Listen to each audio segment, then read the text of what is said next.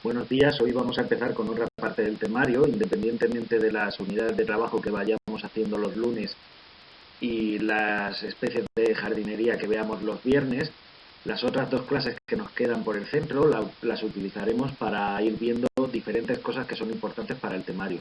Vamos a empezar, aprovechando que estamos viendo las especies de pino en los viernes, pues en la principal plaga que les afecta a los pinos, que es la procesionaria del pino. No solo es importante por ser una plaga del pino que afecta pues a todos los montes de nuestras zonas, sino porque en aquellos jardines en los que hay pinos o en aquellas áreas recreativas o zonas de esparcimiento en los que hay pinos suelen generar bastantes problemas a los usuarios. La procesionaria del pino tiene como nombre científico Zaumetopoea pithiocampa. Hay que saberse el nombre científico porque es importantísimo. Es una de las principales plagas que tenemos en jardinería en nuestra zona, con lo cual hay que no solo saberse el nombre científico, sino saber las principales características. Aquí vemos dos fotos. El adulto es una polilla, es del orden Lepidóptero, y a la derecha podéis ver la puesta. A día de hoy, 29 de septiembre, casi toda la fase en la que nos vamos a encontrar es el de puesta. Si os fijáis, es la cícula de un pino rodeada como si fuera por un canutillo en cuyo interior están los huevos. Posiblemente o estamos en esta fase ya o estén ya eclosionando las primeras larvas. Aquí vemos las principales características de esta especie, de la Zaumetopoea pithiocampa. Es un defoliador, o sea, defoliador significa que se alimenta de las hojas del género Pinus, aunque también puede afectar al género Cedrus. Aquí en Murcia no es muy importante el género Cedrus porque no hay muchos, no tenemos bosques de cedros. Pero, se utilizan un poco en jardinería en las zonas más frías del noroeste y del norte de la comunidad, pero no suelen ser habituales. Los imagos, que son los adultos, nacen del huevo que está enterrado en el suelo y viven aproximadamente 1 o 2 días solamente, porque su única función va a ser aparearse. Vuelan las polillas, salen, se aparean y una vez que se han apareado y las hembras realizan la puesta, se mueren. La polilla no da ningún tipo de problema. El problema viene con las orugas. Una vez que han realizado la puesta esa típica de canutillo, tras un mes, ese canutillo ahí, empiezan a nacer las orugas. Las orugas se mueven, tienen un comportamiento gregario, eso significa que se mueven en rebaño. Todas las orugas van juntas, empiezan a hacer sus ovillos de seda, sus bolsones, y ahí van madurando y haciendo mudas. Realizan 5 mudas, 4 mudas, hay 5 estadios. Normalmente estas mudas se hacen de otoño a invierno. Tenemos que pensar, y esto es importante, vamos a dividir las plagas en la época del año que son dañinas. Pues tenemos que hacernos a la idea que la procesionaria del pino es una plaga de invierno, es una plaga de frío. En el momento que empieza a hacer calor, se entierra en el suelo y empieza a hacer la metamorfosis. Tenemos que tener claro que los problemas con procesionaria van a aparecer en la época fría, desde el otoño al invierno. Bueno, las orugas se agrupan en bolsones que no son siempre el mismo. Conforme van creciendo, van cambiando de bolsón. Entonces nosotros en un pino podemos ver 20 bolsones y a lo mejor los 20 no están llenos de procesionarias, sino que son diferentes. Conforme se han ido comiendo las acículas de una rama, cambian de rama. Nosotros no solemos verlas fuera del bolsón porque se alimentan por la noche. Salen, se alimentan y por el día lo pasan dentro del bolsón. ¿Qué ocurre cuando empieza a hacer calor? A partir de febrero, ¿vale? Esto de a partir de febrero está cambiando mucho porque ahora no todos los inviernos son igual de largos, cada vez hace más calor, los veranos son más largos, con lo cual pues las plagas también están adaptando su ciclo a estas nuevas condiciones. Pero bueno, para dejarlo claro, la época peligrosa con las procesionarias suelen ser cuando empiezan a bajar. Febrero, marzo, depende de la zona si hace más frío o hace menos frío. Ahí es cuando tenemos problemas de gente que se llena de urticaria por el pelo de la procesionaria, de perros que le tienen que cortar parte de la lengua porque han lamido una procesionaria, ¿vale? La época peligrosa es febrero-marzo. ¿Por qué? Porque han completado su ciclo de mudas de larva y comienzan a bajar de los pinos para enterrarse en el suelo. En el suelo, una vez que están ahí, hacen un capullo individual y ahí se quedan todo el verano, hasta que llegue otra vez el frío por septiembre, A día de hoy empiezan a salir del suelo las polillas y empiezan a reproducirse y a hacer la puesta. A esa fase que está inactivo, que está realizando la muda, se le llama, la metamorfosis, perdón, se le llama diapausa. Pueden llegar a producir la defoliación total del árbol y sus gradaciones son cíclicas, siendo sus efectos más grandes en un año o en otro. Ahora mismo, a día de hoy, 2020, por suerte, no tenemos mucha procesionaria.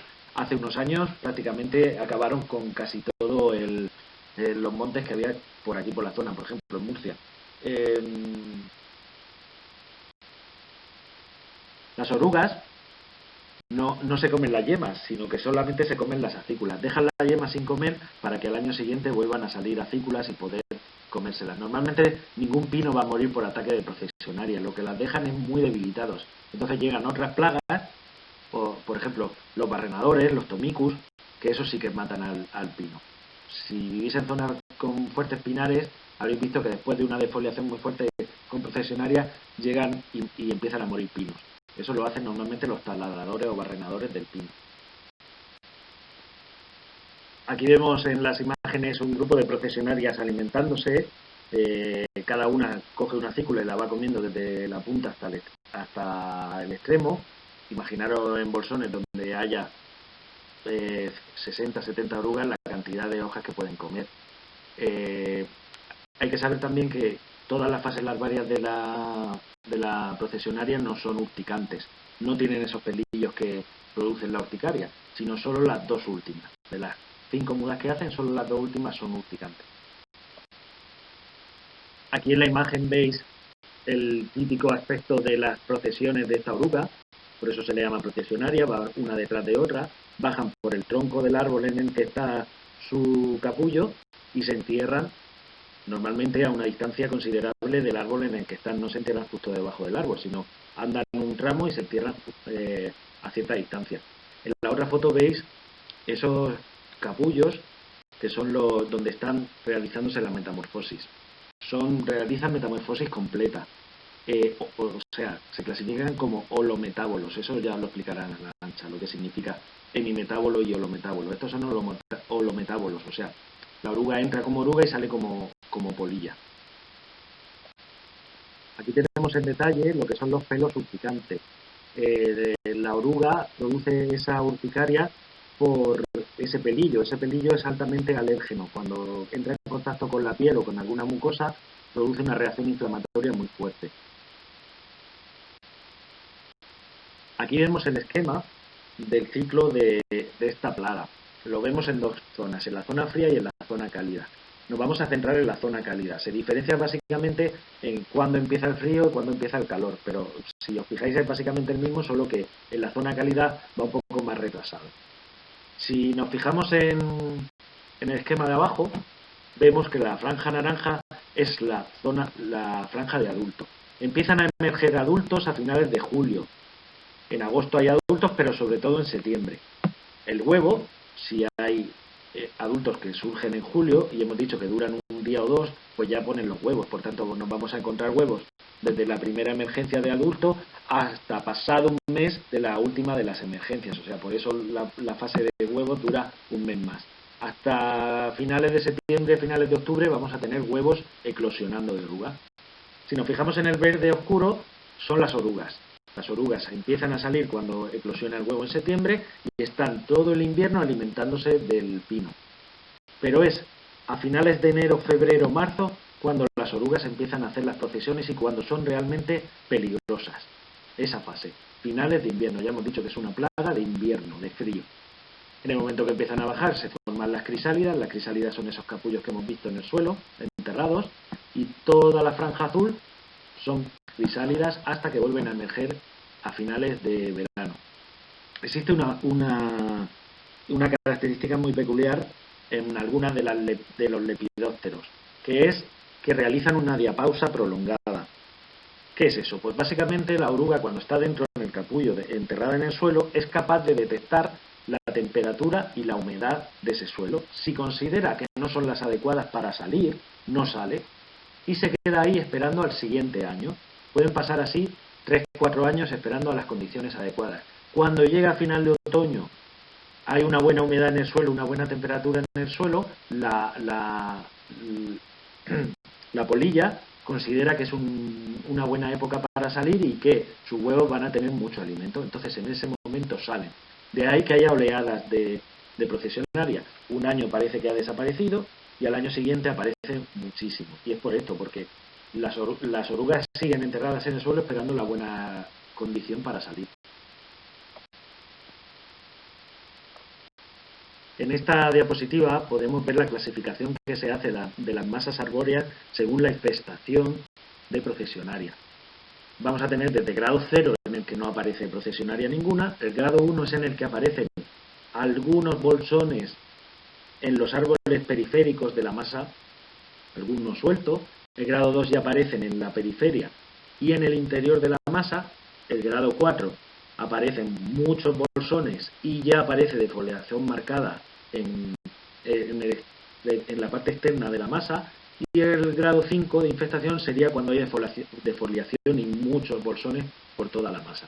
A nosotros en jardinería no podemos hablar de masas forestales, pero sí que hablamos de árboles, grupos de árboles. Nosotros nos vamos a mover siempre en jardinería en un grado de infestación 1 o 2. O sea, aparecen algunos bolsones, aunque no hay una defoliación muy fuerte. ¿Cuál es el papel del jardinero o del jefe de jardinería en este caso? Pues lo primero, tomar la decisión, una vez que sabemos el grado de infestación, tomar la decisión de si es necesario hacer un control sobre esa plaga o no lo es. En el caso de que sea una infestación baja, muy baja, un grado 1, pues posiblemente no se haga ningún tipo de control. Pero a partir del grado 2, grado 3, sí que es necesario realizar un control. Vamos a ver 5 tipos de control que se hacen, aunque no todos se hacen en jardinería. Sería la colocación de nidales, la colocación de feromonas, los tratamientos manuales, tratamientos con cañón y tratamientos aéreos. Vamos a empezar a ver uno a uno y cuáles se usan en jardinería y cuáles no.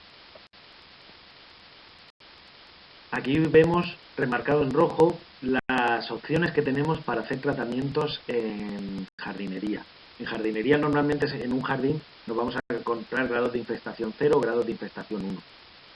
Va a ser muy raro que nos encontremos 2, 3 y mucho menos 4 o 5, pero en el caso de que aparezcan bolsones aislados, que sería un grado 1, pues las opciones que tenemos en jardinería para hacer son tratamiento manual de bolsones, colocación intensiva de trampas de feromonas y tratamiento preventivo mediante la colocación de cajas anidaderas. Dejaremos los tratamientos químicos, que serían tratamientos aéreos de ultra bajo volumen, tratamientos terrestres de ultra bajo volumen, incluso los aéreos los dejaremos para fases 4, 5 o 2 o 3 incluso, pero eso va a ocurrir solo en las masas forestales. Va a ser raro que nos encontremos ese grado en un jardín. Una de las principales acciones que podemos realizar es la colocación de cajas anidaderas. Las cajas anidaderas son como la que se ven en la imagen y simplemente sirven para el anidamiento de aves. ¿Esas aves qué van a hacer? Pues esas aves van a comerse o bien la oruga o bien la crisálida cuando está en el suelo. Entonces es importante tener si tenemos un buen ecosistema de aves en nuestro jardín, vamos a tener un buen ataque de procesionaria. Se colocan 5 cajas anidaderas por hectárea, que son montes, pero nosotros con que en nuestro jardín, dependiendo de lo grande que sea, tengamos 2 o 3, sería suficiente. Hay que tener en cuenta que ninguna de estas acciones por separado tiene una efectividad del 100%, porque coloques cajas anidaderas no va a decir que tú no tengas procesionaria, pero si las ponemos todas en marcha y las combinamos, el nivel de procesionaria va a bajar bastante. Entonces una de las primeras es la colocación de cajas anidaderas. Y aquí tenéis el ejemplo de por qué se utilizan las cajas anidaderas. Aquí tenéis una bubilla comiéndose una crisálida del suelo. La segunda de las opciones que se puede utilizar en jardinería es la colocación de trampas de feromonas. Las trampas de feromonas, como se ven en la imagen, son una caja rectangular negra en el que se coloca una sustancia que huele a feromona. La feromona es la sustancia que utilizan los insectos para comunicarse entre ellos. Normalmente se utilizan feromonas sexuales. Se coloca una feromona que huele a hembra dentro de esa caja y todos los machos van a ir a introducirse a esa caja pensando que ahí dentro hay una hembra. Suele ser bastante efectiva, aunque no lo es tampoco al 100%, habrá que combinarla con otras acciones. ¿Problemas que tiene este tipo de trampas? Pues que el efecto del olor de la feromona se pasa, con el tiempo se pasa, con lo cual hay que ir a abrir la trampa, colocar nuevas feromonas, y hay algunas polillas que incluso saben distinguir el olor real de la feromona de la hembra y el olor de la que nosotros le estamos colocando sintética, con lo cual no se dejan engañar. ¿Por qué se utiliza feromona femenina y no se utiliza feromona masculina? Pues en este tipo de especies, la proporción, cuando nacen las polillas, la proporción macho y hembra suele ser muy diferente. Suelen nacer muchísimas hembras y muy pocos machos. De tal manera que para nosotros va a ser más fácil atrapar a esos pocos machos que nacen que a todas las hembras que nacen. Por tanto, si quiero atrapar a los machos, lo que voy a utilizar son feromonas de hembra. Si os fijáis, la bolsa que hay debajo es una bolsa de plástico, la bolsa que hay debajo de la trampa, y es una bolsa con dos colores, un fondo negro y un fondo blanco, de tal manera que cuando la polilla sale del fondo negro intentando escapar hacia la zona transparente, se escandila con el sol y vuelve a caer al fondo. La tercera opción que tendríamos en un jardín a la hora de atacar a la procesionaria sería la utilización de tratamientos individuales de los bolsones. Esto está muy bien dicho sobre el papel, pero si pensáis en pinos, en jardines que pueden alcanzar los 20 metros de altura, llegar a la altura de donde está el bolsón, a lo mejor a 15 metros de alto, es muy complicado. Se han probado muchísimas cosas, hay gente incluso que le ha pegado disparos, le ha disparado al bolsón, pero eso evidentemente en un jardín no se va a hacer y tampoco es útil. Los tratamientos manuales se podrán utilizar en ejemplares jóvenes o en aquellas zonas donde tenga fácil acceso al bolsón. Si no, va a ser muy difícil que yo pueda subirme a 15 metros a quitar un bolsón. Los tratamientos manuales significa o bien retiro el bolsón y lo quemo, o bien hago un tratamiento con un producto químico sobre el bolsón. Si tenemos una grúa, pues se facilitará la tarea. Si no, desde luego, desde el suelo va a ser muy complicado. Fuera de lo que serían los tres procesos que hemos visto para eliminar la procesionaria en jardinería, nos vamos a encontrar otros métodos que se utilizan en zonas de montaña, en monte, pero que también pueden ser útiles en algún caso para algún jardinero que trabaje en ayuntamiento, porque hay determinadas zonas naturalizadas que son utilizadas mucho por las personas del pueblo. Entonces es muy habitual que los equipos de jardinería de los ayuntamientos tengan que hacer acciones sobre esas zonas. Y es importante que los conozcáis también, aunque salvo que os metáis en algún equipo de retén o en algún equipo del ayuntamiento, a lo mejor no los vais a hacer en la vida, pero es interesante que los conozcáis. Uno de los tratamientos que se hacen son los terrestres ULV o las iniciales en inglés de ultra bajo volumen, que es básicamente con un cañón atomizador sobre un coche o sobre un tractor se va fumigando toda la zona del camino de los pinos. En masas forestales muy grandes esto no tiene utilidad porque no puedes llegar con el coche a donde están todos los pinos. Esto sirve mucho pues si hay un camino que es muy frecuentado por la gente, pues se puede hacer. Por ejemplo, pongo un ejemplo, no sé si habrá alguien de la zona de Mula. En la zona de Mula, en el Niño de Mula, pues que se hace ahí una romería con el niño y tal, pues hay una zona de pinares. Y por ahí pasa muchísima gente cuando es la romería. Entonces el ayuntamiento, ¿qué hace? Pues justo unos días antes o unas semanas antes de que vaya a ser la romería, pues se va para allá y fumiga todos los pinos para que cuando la gente va a la romería no se encuentre procesionaria. De este tipo de zonas hay muchas. Si alguien es de Caravaca o de la zona de Caravaca, pues sabrá que las fuentes del Marqués son famosas también, pues allí también hay zona de pinares. También se suelen tratar para evitar este tipo de problemas. Esto es exactamente lo mismo. Tratamiento con medios terrestres, cañón, es también un tratamiento de ultra bajo volumen. Se coloca un atomizador en el extremo del cañón y va fumigando. Esto es lo que he dicho antes, solo tiene efecto si lo hacemos en un camino, porque la profundidad a la que llega ese tratamiento son 20-30 metros, no llega más allá. Entonces, para grandes masas forestales esto no se puede utilizar. Pero para zonas donde venga gente a pasar el día, pues sí. El último de los tipos de tratamientos que podemos hacer en grandes masas forestales, esto se escapa ya un poco de la jardinería, pero lo dicho, si alguien al final termina trabajando en un retén, es importante que lo conozca. Son los tratamientos aéreos. Son básicamente una avioneta cargada de producto y va fumigando haciendo pasadas a lo largo del monte. Esto se suele hacer cuando hay grandes infecciones de procesionaria. No es lo habitual, porque de por sí está prohibido.